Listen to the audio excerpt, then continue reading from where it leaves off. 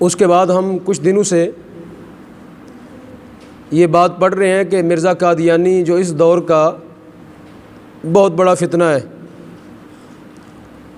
جس نے جھوٹی نبوت کا دعویٰ کر رکھا ہے، اور اس کے پیروکار قادیانی ذریت بھی اس کو نبی اور رسول مانتے ہیں۔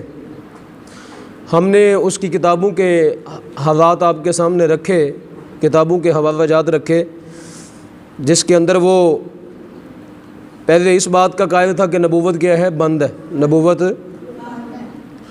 بعد میں پھر آپ نے کچھ حوالہ جات پڑھے ایسے اس کی کتابوں میں سے کہ کہتا ہے نبوت جاری ہے۔ تو تضاد بیانی اس کے کلام کا ترہ امتیاز ہے۔ ایسا خبیث اور ناپاک شخص ہے کہ جو اپنے کلام کے اندر انتہا درجے کی کیا رکھتا ہے؟ تضاد بیانی رکھتا ہے، متضاد کلام کرتا ہے، اور کبھی کہتا ہے ختم نبوت کو نہ ماننے والا دائرہ ایمان سے خارج ہے، اور کبھی کہتا ہے ختم نبوت جو ہے یہ ایک لغو اور باطل عقیدہ ہے۔ کبھی کہتا ہے نبی علیہ السلام خاتم المرسل ہیں، اور پھر کبھی کہتا ہے کہ میں بھی نبی ہوں۔ تو ہم نے یہ دو باتیں اس کے بارے میں خصوصی طور پر پڑھی کہ کبھی کہتا ہے نبوت بند ہے اور کبھی کہتا ہے نبوت جاری ہے۔ اب ہم اس کے بارے میں کچھ ایسی باتیں پڑھیں گے جو شاید آپ کو سنانے کا میرا دل نہیں کرتا، اور علماء اس کو لکھنے کا بھی علماء ان کا دل نہیں کرتا۔ یہ اتنی توہین آمیز باتیں ہیں۔ یہ محض اگر آپ کو ان کے فتنے سے آگاہ کرنا مقصود نہ ہوتا تو کوئی مسلمان بھی ایسے لفظ اپنی زبان پہ نہ لے کے آتا، لیکن چونکہ مسلمانوں نے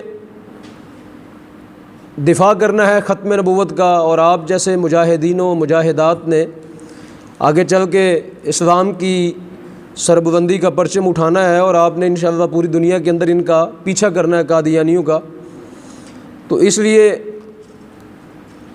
یہ باتیں پڑھنا اور ان کے بارے میں دیکھنا یہ ضروری ہے، تاکہ ہمیں پتہ چلے کہ ان کے نظریات ہیں کیا، ان کے نظریات ہیں کیا۔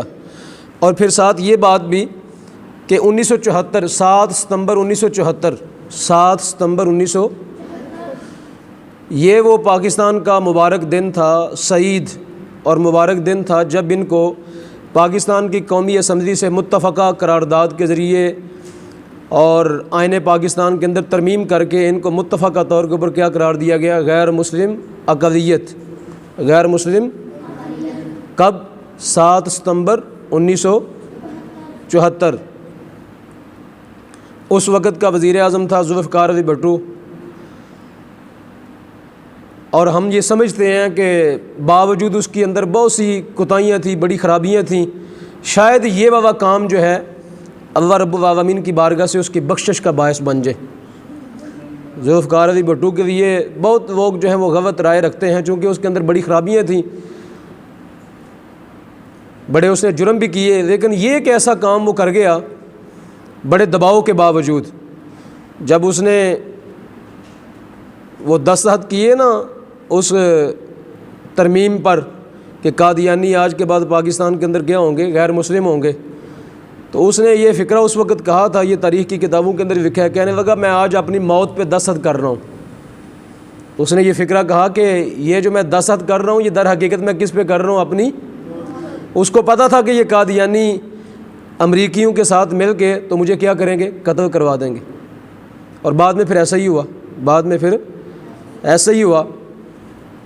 تو بہرحال اس کا یہ کام جو ہے یہ پوری امت کے اندر یہ بلایا نہ جائے گا، اس کی کوتاہیاں بے شمار اس کے معاملات ہیں، لیکن یہ ایک کام جو ہے اس نے اپنی زندگی کے اندر ایسا کیا کہ ان ناپاک لوگوں کو ہمیشہ کے لیے کیا قرار دے دیا گیا؟ غیر مسلم اقلیت قرار دے دیا گیا۔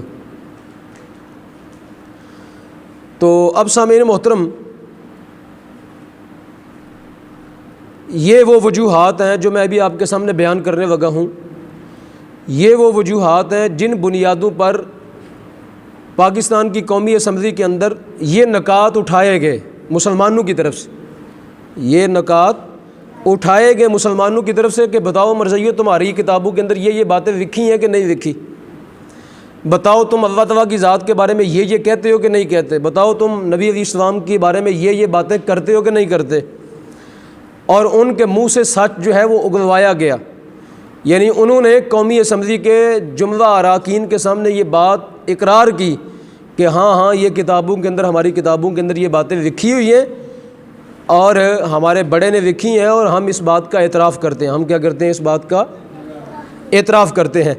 اس بنیاد پر جب یہ باتیں قومی اسمبلی کے اراکین نے سماعت کیں تو ان کے رونگٹے کھڑے ہو گئے، باوجود کہ وہ ایک سیکولر ذہنیت کے لوگ تھے، لیکن جب انہوں نے یہ سنا کہ یہ خدا کے بارے میں ان کا یہ نظریہ ہے اور رسول کریم کے بارے میں ان کا یہ نظریہ ہے اور انبیاء علیہم السلام کے بارے میں ان کے یہ نظریات ہیں، اور صحابہ کرام اور اہل بیت طہار اور دیگر جو مقدسات ہیں، دیگر جو اسلام کے مقدسات ہیں، اسلام کے جو اہل بیت طہار کیا ہیں؟ اسلام کے مقدسات۔ صحابہ کرام کیا ہیں؟ اسلام کے مقدسات کا معنی پاک، اسلام کی معتبر ترین شخصیات، اسلام کی پاکیزہ شخصیات، اس کو کہتے ہیں مقدس۔ کیا کہتے ہیں اس کو؟ تو ہم کہتے ہیں یہ جتنے اسلام کے مقدسات ہیں، جب ان کے بارے میں قومی اسمبلی کے اراکین نے یہ باتیں سنی تو وہ دم بخود ہو گئے اور وہ حیران اور پریشان ہو گئے کہ ایسے لوگ ہمارے اندر پائے جاتے ہیں جو انبیاء کے بارے میں یہ نظریہ رکھتے ہیں، رسول کریم کے بارے میں جن کی یہ نظریات ہیں۔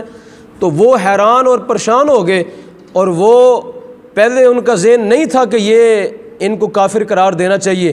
جب یہ باتیں انہوں نے سنی تو سننے کے بعد یکدم ان کی رائے بدل گئی اور کہنے لگے کہ واقعتاً یہ لوگ مسلمان ہونے کے قابل نہیں۔ اللہ تعالیٰ کی ذات کے بارے میں جو کچھ انہوں نے لکھا اپنی کتابوں کے اندر ابھی آپ کے سامنے آ جائے گا، آپ سنیں گے تو ساتھ ساتھ میں یہ آپ کو کہوں گا کہ استغفار پڑھتے رہیں ساتھ ساتھ، چونکہ یہ باتیں کسی مسلمان کا نہ دل کرتا ہے سننے کو نہ سنانے کو دل کرتا ہے۔ تو استغفار کی کثرت ہو، استغفار کی کثرت بندہ کرتا رہے تاکہ جو ہے اللہ رب العالمین کی پناہ میسر آتی رہے۔ محض یہ باتیں ہم کس لیے پڑھ رہے ہیں؟ تاکہ ان کے نظریات کا ہمیں کیا پتہ، ان کے نظریات سے ہم آگاہی حاصل کر لیں، ان کے نظریات سے، اور پھر ہمیں فیصلہ کرنے میں آسانی ہو جائے۔ فیصلہ تو ہو چکا ہے، جب قرآن فیصلہ کر دے، جب حدیث فیصلہ کر دے تو اس کے بعد تو کوئی گنجائش باقی نہیں رہتی۔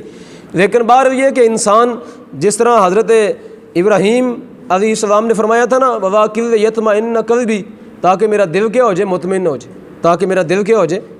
مطمئن ہو جائے۔